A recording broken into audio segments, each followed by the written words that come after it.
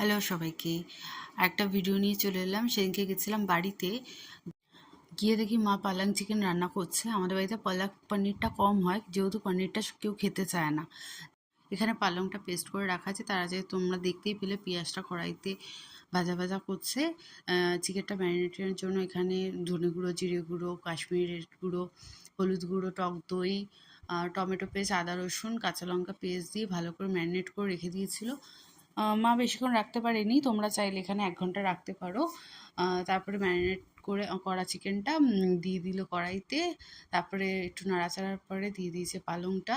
এবার ভালো করে কষাতে হবে জিনিসটা ঢাকা দিয়ে দিয়ে।